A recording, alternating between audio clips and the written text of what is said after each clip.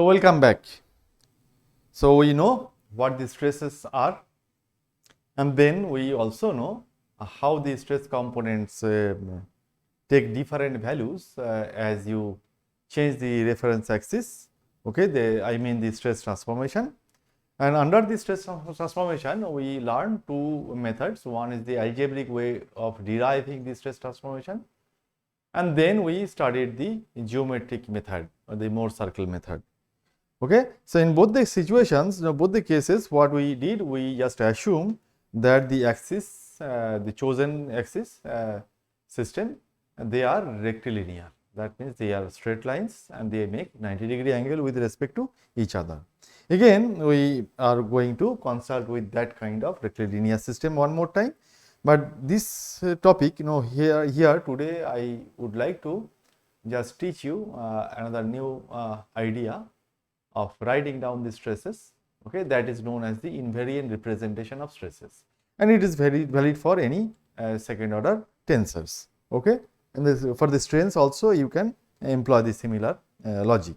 Okay, so for that what we are doing, so we are just considering the state of a stress at a point P.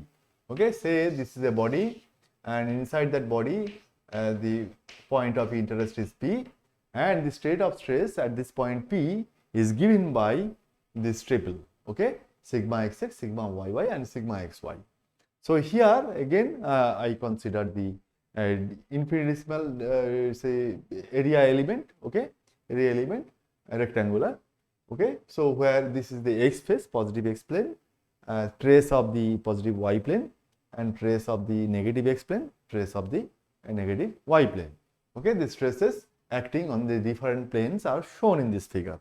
Okay, the physical meaning of these components. Now, what we are interested? We are interested to just see, okay, what happens when we choose the a different axis system. For example, here you take the xi eta system, where xi is making theta angle with x axis, eta is also making theta angle with y axis. Okay, with respect to that, if you wish to just check what would be the physical meaning of the different stress components acting on the xi plane and eta plane, negative xi plane, negative eta plane. Again, you need to just consider this differential area element, and these are the stress components acting on different faces. Okay, so again you can just identify the state of stress at the same point P with this triple. Okay, with this triple. Now the question is that what would be the relationship between these two sets? Okay, so that is our interest now, and in that context I shall just tell you the invariant representation of the stresses, so that you don't face any problem when you are writing down the stresses with their components. Okay, and for that what we need, you see, we need couple of ingredients. Okay, so these are the key ingredients for today's recipe. So these are the unit vectors. This is the, I said that it is the unit vectors, right? So unit vectors, say x, y axis system, say it is ex and ey. Okay, they are the unit vectors. So naturally ex would be aligned along the x axis direction, and ey the unit vector aligned along the y axis direction. So since they are orthogonal to with respect to each other, so properties of them, the magnitude of ex should be 1, magnitude of ey should be 1, so they are the unit vectors, and say ey magnitude of that, and ex must be orthogonal to uy. They are right-handed system. Okay, so similar quantity we need for xi eta axis. Okay, so e xi and e eta. Okay, these two we need. Okay, so again you see that the properties would be the magnitude of xi should be 1, magnitude of E eta should be 1 and they must be orthogonal. Okay, they must be orthogonal. Now, still one doubt we have, that we don't see the inside of these unit vectors, right? And for that what we need? We need to choose a reference axis. With respect to that reference axis, we are going to measure them. Okay. So, now what we are doing? Say we reference axis 1, reference axis 2. Okay. So, with respect to that, what would be the representation for Ex? Let us see. So, Ex should be 1 0. Okay. So, x axis is making a 0 angle with the reference axis 1. That means cosine of the angle between the x axis and the reference axis 1, that is 0. So, cosine of 0 is 1. So, cosine of the angle between the axis x and the reference axis 2, that is 90 degree. So, you see 0 1. In a similar argument we can write as 0 1 for the second unit vectors. So, as we see that okay, this is making theta angle with the x axis, theta angle with the vertical y axis, x axis is parallel to, they are same, the reference axis and the xy axis, they are same. So, E xi, exploiting the geometry, you can see that cosine of the angle between the xi axis and the small x axis, that is theta, cosine of theta, cosine of theta, and the cosine of the angle between the xi axis and the small y axis, you see the 90 degree minus theta. So, you get sine theta. Okay, sine theta. So, but this way of writing down we shall not prefer, because this is limited. For 2D it is very simple, but when you extend this to 3D you face lot of difficulties. Okay. So, the 2D the orientation can be described by only one parameter, that is the theta, but when you go to 3D you have you do not have a unique method. Okay. So, either you can define 2 rotations or 3 rotations. Okay, and depending on that you get complicated representation, not like the cosine of theta sine theta. Okay, the simplest the common one is the Euler angle description. Another variant is also there, Rodriguez representation, but those are beyond the scope of this course. That is why I am not going to discuss them. So, what we prefer? We prefer that okay, let it be L1 and let it be M1. Why we are doing that? Because we wish to extend this idea to 3D. So, for 3D we just would like to add one more entry. So, say that is N1. Okay. And similarly we shall do for the others. So, same thing we can do for the eta. So, for to make it convenient, okay, to make it more lucid, what we see that again eta, the first entry is the cosine of the angle between the eta axis and the small x axis, 90 degree plus theta. So, minus sine theta, and this would be the cosine of the angle between the eta axis and the y axis, plus theta. Okay. Again we shall not use that one, already this I am writing because you know this stress transformation. So, you can compare, that is why. Okay. But we prefer this one, L2 M2. Okay. So, L1 M1 L2 M2, they are the entries, okay, which satisfies this relationship. Okay, this relationship. Okay. So, that means L1 square plus M1 square must be 1. This one is 1. L2 square plus M2 square must be 1. L1 L2 plus M1 M2 must be 0, orthogonal. This should be orthogonal. Okay. No. Orthogonal. Okay. So, they must be orthogonal. Okay. No. This should not be here. So, it is comma, but here it should be orthogonal. Okay. So, that restriction they have. Now, with the help of these base vectors or the unit vectors, what we are going to do? We are going to write, we are going to follow the invariant representation to write these different stress components. Now, what is this invariant representation? From the name itself, invariant means something which is not getting changed. Okay, so that means the structure of this representation remains same. Okay, whether it doesn't matter whether you are choosing the xy axis to describe them or z axis to describe them. Okay, the structure remains same, but the entries they take different values. So let us see. So what we write that this is the stress tensor, a second order tensor. Okay, and at this moment we are not just differentiating. Okay, we are not distinguishing the covariant or the contravariant one, they are same for the Cartesian system.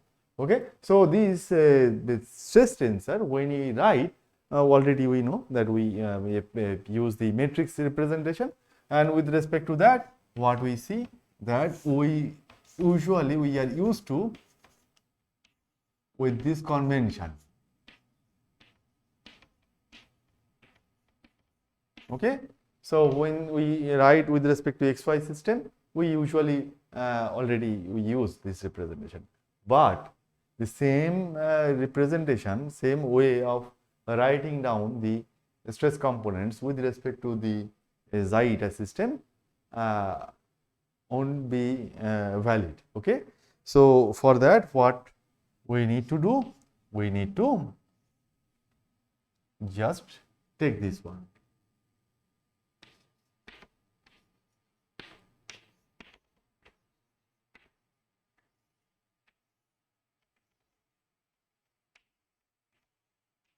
Zeta,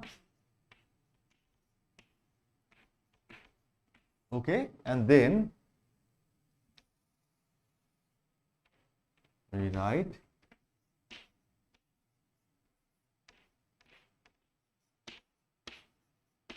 okay, this is correct, this is correct. You see why I was telling that invariant representation, you write down the stress tensor in a matrix form, no problem. Before that, you need to write down the unit vectors associated with the reference axis. L1, M1, they are the components of the unit vector E xi. Okay, E xi. You see, E xi. Similar way, E eta already deleted. E deleted. Okay, deleted. E eta minus sin theta cos theta, and then L2 M2. Okay, L2 M2. So L2 M2, they are the components of the E eta. Okay, you see E eta. You see E eta. Now you see what is happening to the other side. L1 M1, they are sitting in a row. They are the components of the E xi in a row. They are the components of the E eta. Okay. So first column is the unit vector along the xi direction. Second column is the unit vector along the eta direction. First row unit vector along the xi direction. Second row unit vector along the eta direction. Now you can verify whether I said though this is invariant representation. So it doesn't matter whether you are just choosing the xy system or the z system. Okay, if you are consistent in writing down these terms, no expression, then you are right. For example, come back, verify here. We wrote the sigma xx, sigma xy, and sigma yy, and this side nothing, this side nothing. That means your identity matrix is multiplied. So if we just write it down here, what we say, and here, so what you get? You get that this is the unit vector along the small axis direction, unit vector along the small y axis direction, and they are sitting in a row. Okay, you see, you can verify that they are. That's why we say that it is invariant. Okay, so they are not the form, the structure, it is remaining same. Okay, it is remaining same. And using this idea, you can extend this way of writing down the stress components for the 3D. Okay, so now let us see what happens when we try to express these entries in terms of these given quantities. Now look at this matrix. No, they are containing the direction cosines. That means the components of the unit vectors. Let us say that this matrix is Q with the property of the Q. Property of this Q, that is, let me write it.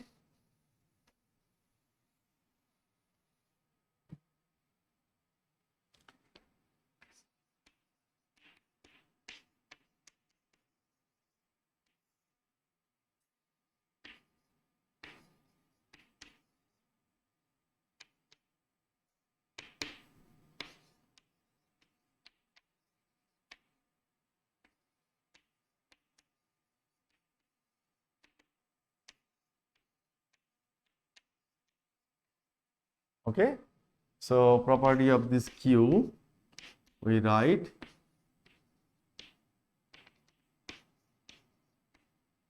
eta. Already we have seen that this becomes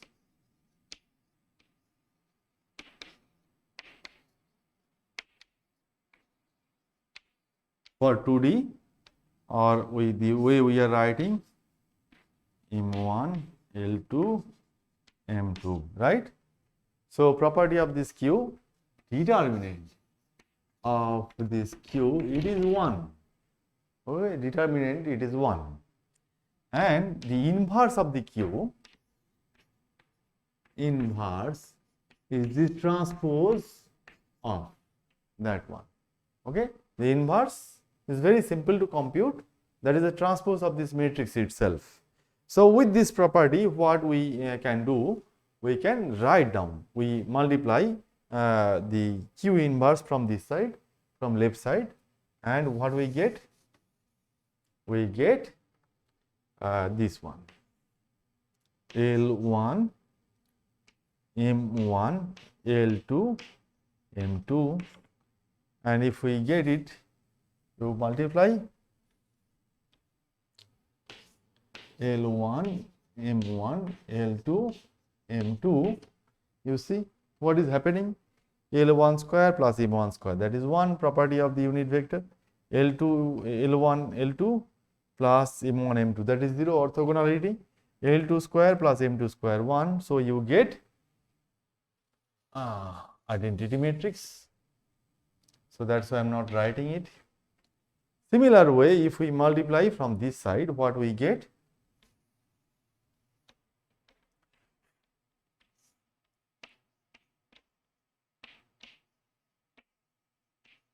Two, and this side you get the identity matrix. So your job is done. If these components are supplied, if you are able to compute the unit vectors associated with the xi and eta axis, you can compute the stress components with respect to xi eta system. Okay, in terms of the stress components measured with respect to xy system and the direction cosines. Again, you can verify, you can get back the transformation relation for these stresses. And the good news is that you can extend this idea for strains also. Only thing is that for strain, what you need to just change the entries. Say epsilon xx, epsilon xy, epsilon xy, epsilon yy, and here epsilon xi xi, epsilon xi eta, epsilon xi eta, epsilon eta eta. Okay, you see, when you are just considering the tensorial components, then they follow the same transformation. However, when you are using the engineering shear strains, okay, for example, if you just replace this one by gamma xy by 2, you rearrange and compare, you get a little bit different structure. Okay, a little bit different structure. The number numeric 2, it would be disappearing from one block and popping up in the other block. Okay, off diagonal block. So that is the difference, otherwise it remains same. So with this I wish to finish this session. One more thing, okay, so if you wish to extend this to 3D, okay, 3D. So since I said that this we have this nice way of writing down the stress components.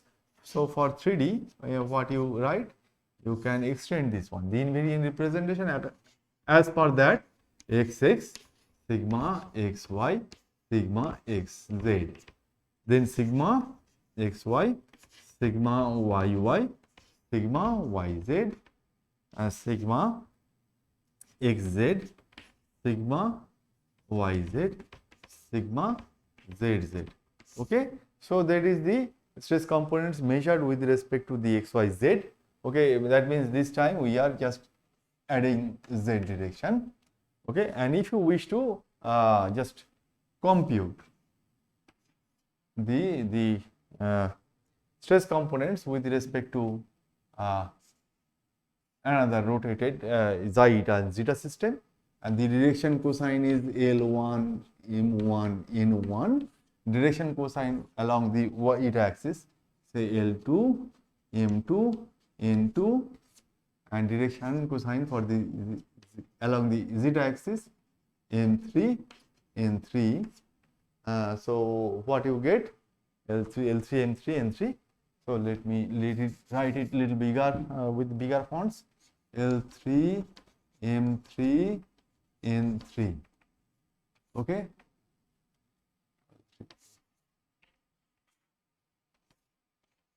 L3, M3, N3. Okay. So with the help of that you can write it. Okay. It's very simple. First column, the first direction. N1. Second column, second directions, and the third column,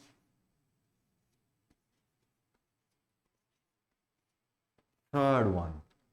Then you write down the stress components.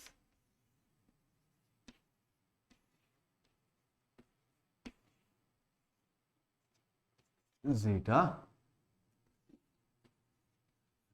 So nice.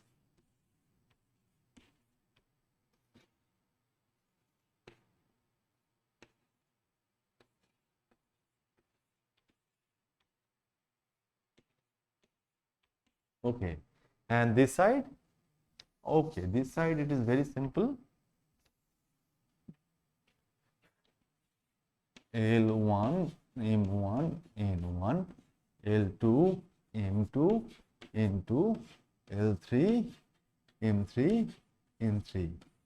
Okay, you see how nice is this invariant representation for the stresses. Similar idea you can just employ for the strengths.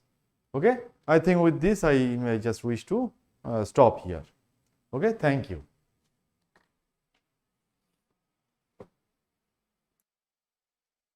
Okay, so here we are trying to just revisit the old stuff, that is the inner product. Inner product between two vectors you all know.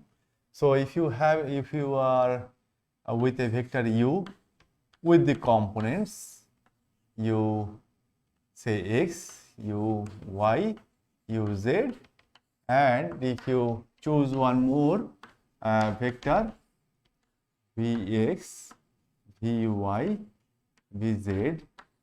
Okay, so that means we are taking the compatible vector. So inner product u dot v, we all know that magnitude of u, magnitude of v times the cosine of the angle between them. That is a pretty old concept that you just learn in your 10+1 standard probably.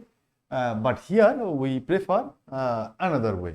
Okay, so if we are able to resolve the components into the vectors with respect to the rectangular rectilinear right-handed system. Okay, right-handed system we prefer. It has nothing to do with that orientation, but we prefer the right-handed representation. So the rectilinear system, that means x, y, z, the axes are linear lines, they make a 90-degree angle with respect to each other. Okay, with respect to that, if we are able to resolve them, then component wise we can multiply and we can add them. Okay, this is known. I don't have to spend much time on that.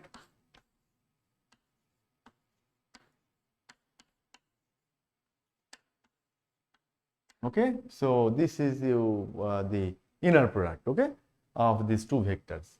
Often what we do, we write by numbers. Often we prefer the numeric the numbers to represent the different components. So with respect to that, what we write, u1 v1 plus u2 v2 plus u3 v3, and in a compact manner ui vi. Okay, so you see the I ranges from 1 to 3, the dimension of the underlying space, you know. So now this is pretty old and nothing new we have here. But what happens when we just deal with tensors? Okay, inner product between the tensors. Okay, why we need that? Because you see we have learned the stresses and we have learned the strains. Now soon we shall just discuss the strain energy. Okay, strain energy. So you know the for spring, no, the energy is half time k times x square, where the spring force is k times x. So k times x, half of that. That we just say that it is the stored energy in a spring when it is loaded with the a force P that amounts k times x. Okay. So and we see that okay, gradually we apply and we start from 0, it grows from 0 and attains the deformation x. That's why the energy we get a triangle area, no, half comes because of that. Now if we extend this idea to the solid mechanics, what we have for the, if we take a rod with the axial rigidity say a times E, cross sectional area A, and Young's modulus E, and if you just assume the strain, the amount of elongation, the direct strain is epsilon xx. So strain energy density would be half times sigma xx times epsilon xx. Okay. So where sigma xx is E Young's modulus times the epsilon xx, analog of that the spring.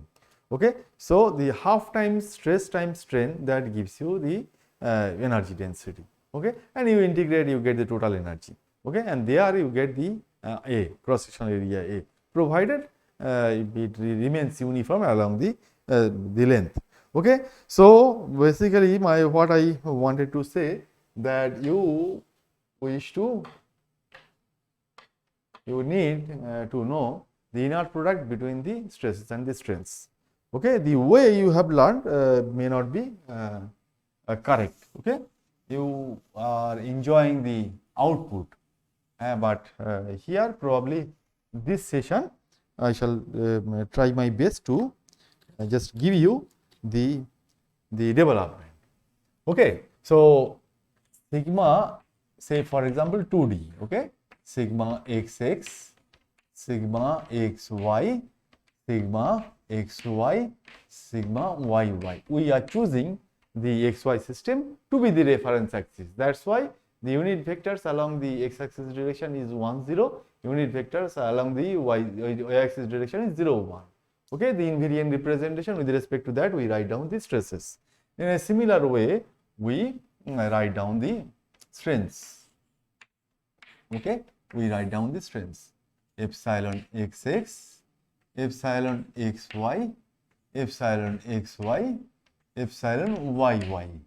Okay, so if we wish to write down the inner product between the stresses, what we get, we just component wise we multiply and we add them. So we write down sigma xx epsilon xx plus sigma xy epsilon xy plus sigma say okay Okay, so let us make it general, as if we are starting from the beginning.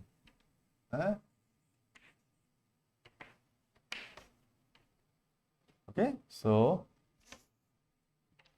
sigma yx epsilon yx plus sigma xy epsilon xy plus sigma yy epsilon y. This is the inner product, the explicit form of the inner product between the two second order tensors. Okay.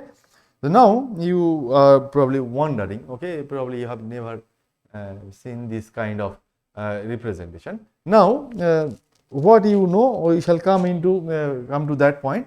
Okay, before that, let me just tell you. By this time, probably you know what the strain components are. So you know that epsilon xx, that is the del, the partial of u partial with respect to x. Okay, and epsilon yy, that probably this v partial of v partial with respect to y. Okay, partial derivative with respect to y.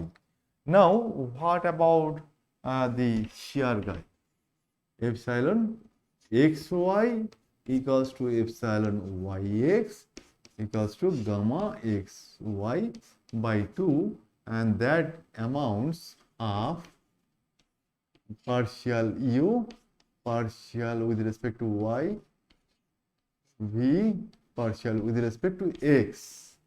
Okay, with respect to x. So you see cross derivatives. Now you see that the strains by construction, they are symmetric. So we simplify it. We simplify it sigma xx epsilon xx plus sigma yy epsilon yy plus these two guys. Okay. So we say that sigma xy plus sigma yx times epsilon xy. Okay. So because the strains by construction, they are by definition they are symmetric. Now further at this moment, if we just impose rotational symmetry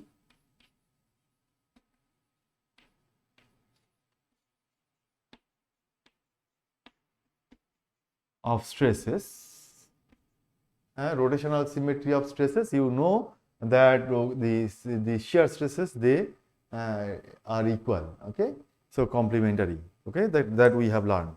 So if we insert that, okay, so what we get sigma xx epsilon xx plus sigma yy epsilon yy, and here we get sigma xy 2 times epsilon xy. Okay, 2 times epsilon xy. You see the 2 has come. Okay, because we have inserted the symmetry of stresses. Okay, the rotational equilibrium. Okay, rotational equilibrium. Okay, so you see that rotational equilibrium of sigma. Okay, that actually, because of that you get the symmetry of stress. So once you insert this number 1 by definition, number 2, you get this compact one, okay, which is different from the previous one. And it would be convenient for us if we just define a new quantity to get rid of these 2. What is that? Gamma xy. Okay, so once this is done, we write that sigma xx epsilon xx, then sigma yy, then epsilon yy, and the third one sigma xy gamma xy. You see, the shear stress is multiplied by the engineering shear strain. This the direct stress is multiplied by the normal strain. Okay, so that's why we use this format when we write down the strengths, the strain energy. Okay, so strain energy for linear metal half would be here. Okay, basically the inner product between the stresses and the strains are defined in this way. You see, if these are the strains, if you just say that this is the gamma xy by 2 and this is the gamma xy by 2. So if you follow the definition of this inner product is component wise, you follow the same orientation. If you are moving row wise, then you go with row wise. Column wise, you see, multiply, multiply, then you visit, okay, all. The order must be maintained, otherwise you end up getting garbage. Okay, so this order is maintained, and then we implicitly, okay, we actually insert these two tricks, and then we get this one. Okay, and we define this engineering shear strengths. Now probably it is clear why we define this one. Okay, why this two factor is coming. Okay, we often begin with this statement. Okay, so I think I could explain the inner product between the two second order tensors. Okay, and the same way you can extend this idea to 3D. Okay, to get the more general expression for the strain energy or the inner product, not the energy. Energy, because the strain energy, when you are talking, you have to just if you are following the line linear material, then half would be coming, but here no half is there, only in the inner product part I am discussing. Okay, thank you.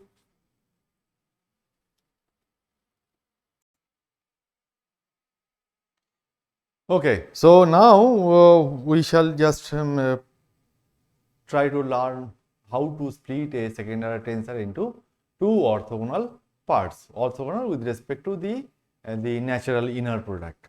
Okay, let us take this one. Say sigma the stresses.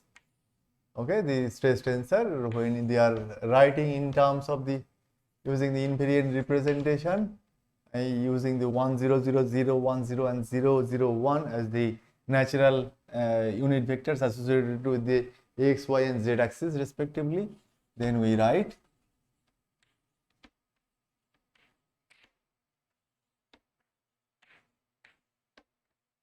the entries in this manner.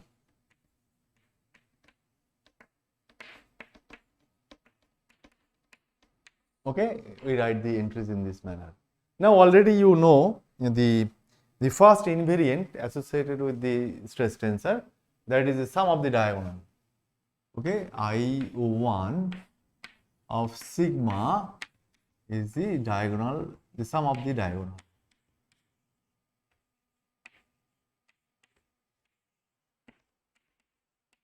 Okay, so already we have seen for 2D that this with the change of the, if we just choose the rotated rectilinear system, but with respect to the rotated axis, we get a new set of the stresses.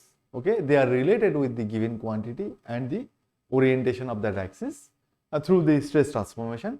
But after getting the transformed stresses, if we just take the sum of the diagonal, again we see that, okay, you get a number and that number remains same. Okay, that's why we say that they are invariant. Okay, or other words, you can see that this comes in the characteristic polynomial. Okay, so characteristic polynomial, you don't get the rotational information. Okay, so they are basically the invariants. Now what we do that we can just split this sigma into two parts. Sigma can be written in this form.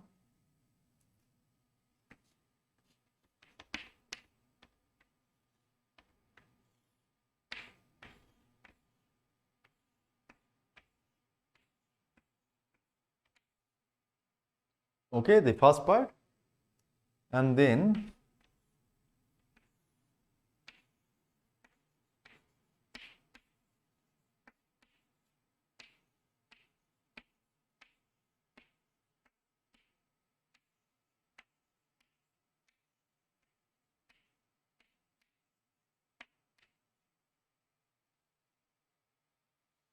Okay, so let us okay,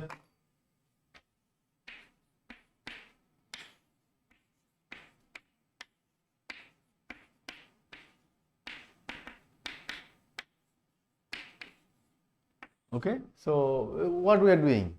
We are just deducting some value from the diagonal and we are adding the identity matrix multiplied with the same value. Okay, so we can just replace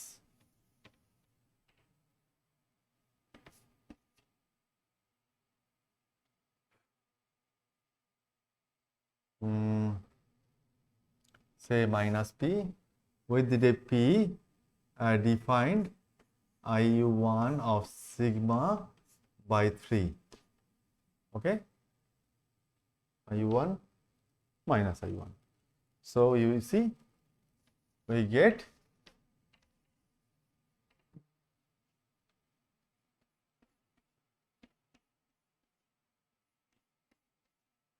okay, we get this one.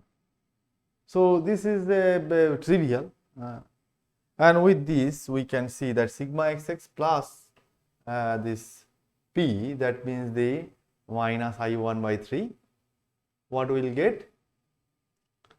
So sigma xx minus p equals to minus sigma xx plus sigma yy plus sigma zz by 3. So you get 2 sigma xx minus sigma yy minus sigma zz by 3. Okay, so you see we get, remember the structure and then I will come back to that part again. So explicitly 2 sigma xx minus sigma yy minus sigma zz by 3 the first entry, 2 sigma yy minus sigma xx sigma zz by 3. Can you read it?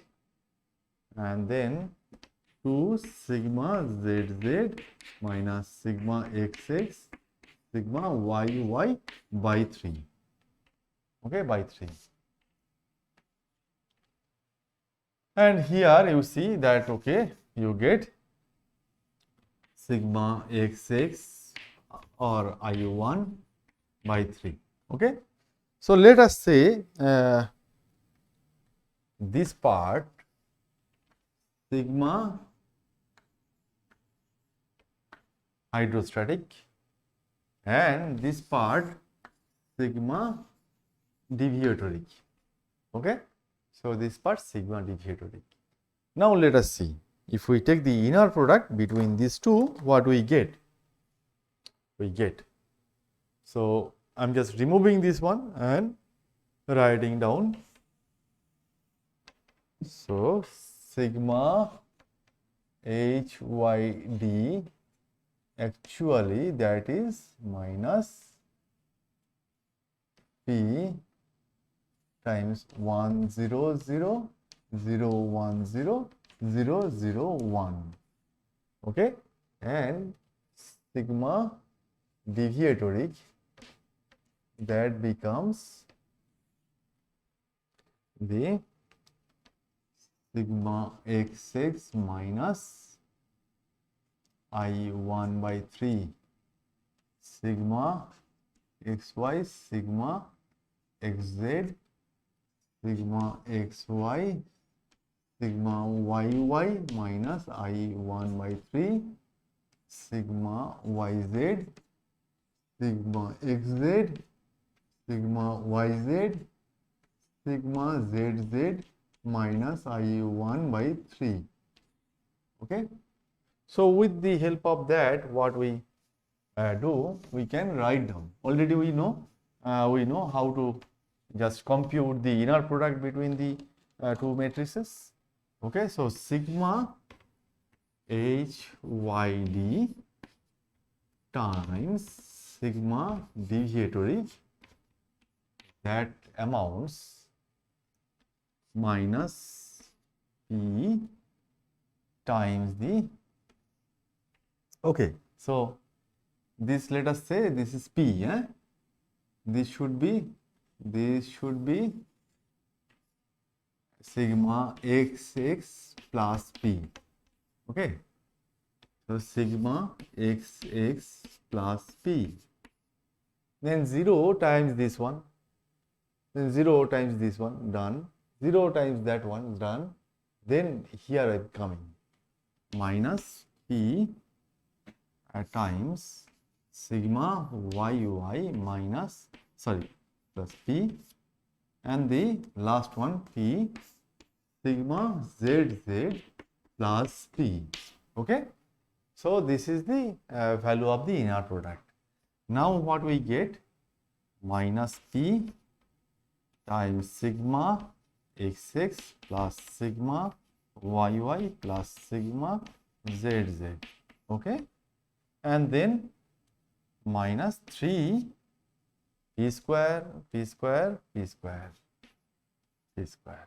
Okay, again what we see that this is basically minus p times I1 and then minus 3 p square. Again we have defined the minus p, that is I1 by 3. So what we get, minus p I1 square by 3, okay, I1 by 3, I1 square by 3, and then minus 3 times p square. P square is a positive number. So I square, I1 square by 3 multiplied by 3, 9 times 3. So you get 3. So that means they cancel each other, you get 0. Okay, you get 0. So if you split the any second order tensor for a two-dimensional problem, okay, you can define the pressure in this manner, I1 by 3 with a minus sign, and the rest of the part, the divisory part, you get the orthogonal split. Okay, you get the orthogonal split. Okay, so this is the very important property, that okay, they are orthogonal with respect to the natural inner product. Okay, and it has a great application when we discuss the failure theories. There we shall split into two components, the volumetric deformation and the dilational part, and the shape change deformation, that means the distortional part. With respect to that, we shall discuss how the energy can be splitted in an additive manner, the distortional energy and the dilational energy, and there this inner product, the orthogonal split, becomes very essential. With the help of that, we just extend that this additive split of the energy. Okay, so basically the Pythagoras theorem we employ there. Okay, so I shall discuss it later. Thank you.